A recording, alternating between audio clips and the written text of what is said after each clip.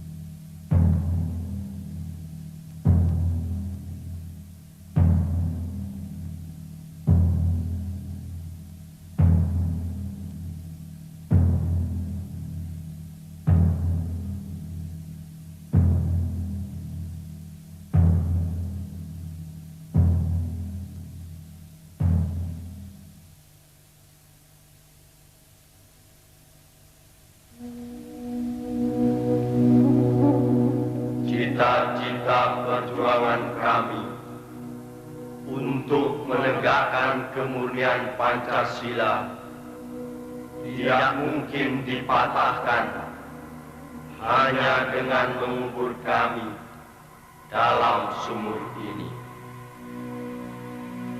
Lubang Buaya, 1 Oktober 1965.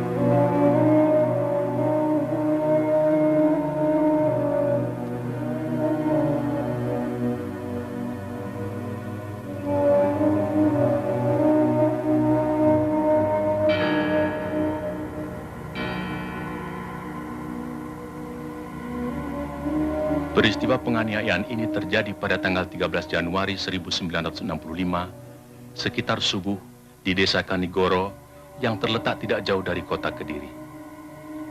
Ribuan orang-orang PKI menyerbu tempat training center pelajar Islam Indonesia. Kecuali melakukan pemukulan terhadap seorang kiai dan beberapa orang guru, mereka menginjak-injak kitab suci Al-Quran. 2 hari kemudian, pada tanggal 15 Januari 1965, di suatu desa juga di Kediri, ribuan orang-orang PKI menyerang petani Sudarno dengan dalih sengketa sawah. Kepala desa yang mencoba meleraikan dan menengahi tidak luput pula dari pengeroyokan dan penganiayaan.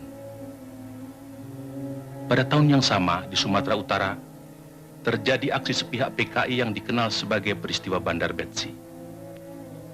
Peristiwa ini merupakan sengketa tanah milik negara dengan kaum tani yang menggarap secara tidak sah dan sebenarnya persoalannya telah diselesaikan secara baik. Tetapi kaum tani kemudian dihasut oleh orang-orang BTI PKI untuk menduduki kembali tanah itu secara sepihak melawan pemerintah. Dalam peristiwa ini seorang petugas Peltu Sujono tewas karena dikeroyok dan dianiaya.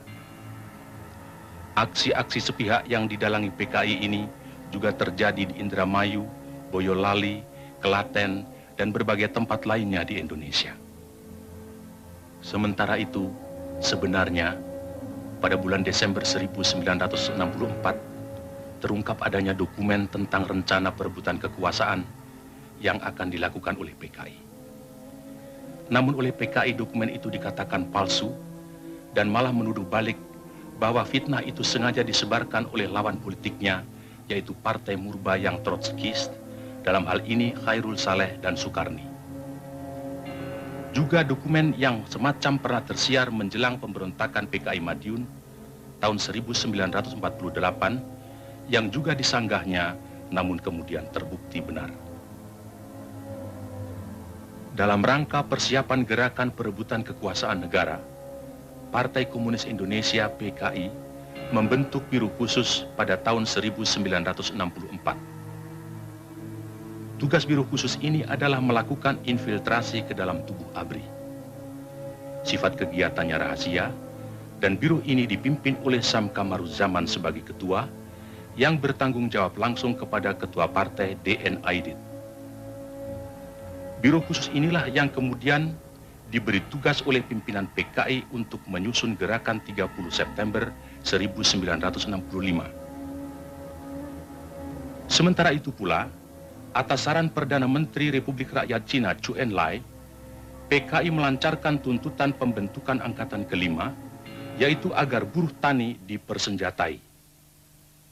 Tuntutan PKI ini tidak mendapat dukungan, kecuali dari pimpinan Angkatan Udara Auri, Menteri Panglima Angkatan Udara Omar Dhani. Sebaliknya, Menteri Panglima Angkatan Darat Letnan Jenderal Ahmad Yani secara tegas menolaknya. Karena menurut perhitungannya, pembentukan Angkatan Kelima akan menimbulkan keruwetan dalam garis komando maupun pengawasan kekuatan bersenjata di Indonesia. Perlu dicatat, gagasan ini sebenarnya tidak lepas dari kesanggupan Zhou Enlai yang menjanjikan 100.000 pucuk senjata ringan secara cuma-cuma. Dalam kenyataannya kemudian, meskipun pembentukan Angkatan Kelima tidak terwujud, namun pemberian senjata dari RRC ini tidak terlepas dari penyusunan kekuatan bersenjata yang digunakan oleh PKI dalam gerakan 30 September 1965. Karena sikap pimpinan Angkatan Darat yang tidak mau mendukung tuntutan-tuntutan PKI tersebut, dan juga karena PKI selalu mencurigai pimpinan Angkatan Darat sebagai kekuatan utama yang akan merintangi perjuangan PKI, sebagaimana pengalaman-pengalaman sejarah peristiwa Madiun tahun 1948, maka diciptakan isu Dewan Jenderal yang dikatakan akan melancarkan coup. Seiring dengan isu ini, dengan gencar tersiar adanya dokumen Gilchrist yang konon menurut versi PKI ditemukan di rumah Bill Palmer sewaktu rumah orang Amerika itu diobrak-abrik pemuda rakyat. Gilchrist adalah duta besar Inggris, dan dalam dokumen yang ternyata palsu itu tersebut kata-kata "Our local army friends" yang kemudian diinterpretasikan sama dengan Dewan Jenderal.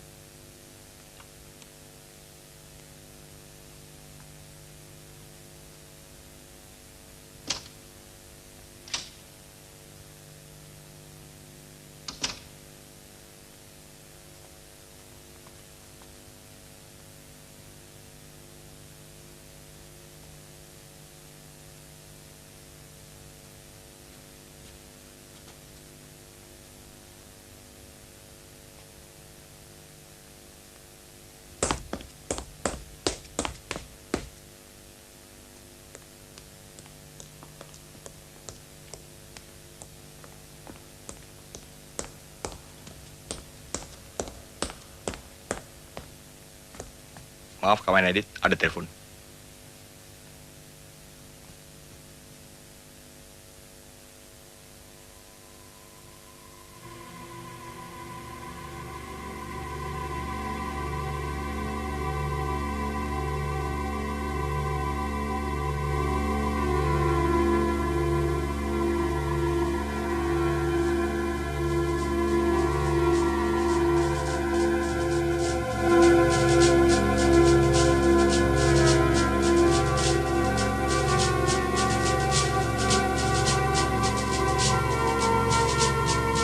Bagaimana, Profesor Hu?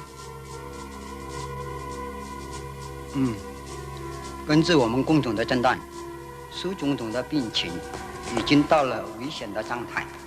当然，这并不是说完全没有复原的希望，只是有2种可能性是对总统的议题极端不利，那就是若不全身瘫痪嘛，便是死亡。 Menurut Profesor Hu, keadaan kesehatan Paduka Yang Mulia Bung Karno cukup kritis. Tentu saja bukan berarti tidak ada kemungkinan sembuh. Tapi 2 kemungkinan yang terburuk akan bisa menimpa Paduka, yaitu kemungkinan lumpuh atau meninggal.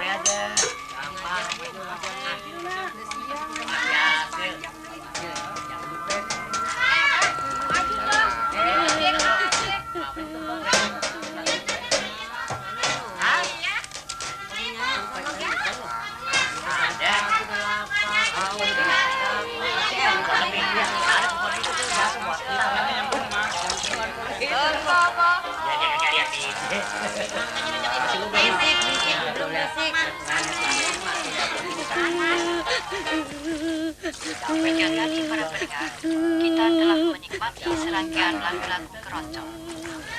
Inilah Radio Republik Indonesia, Studio Jakarta.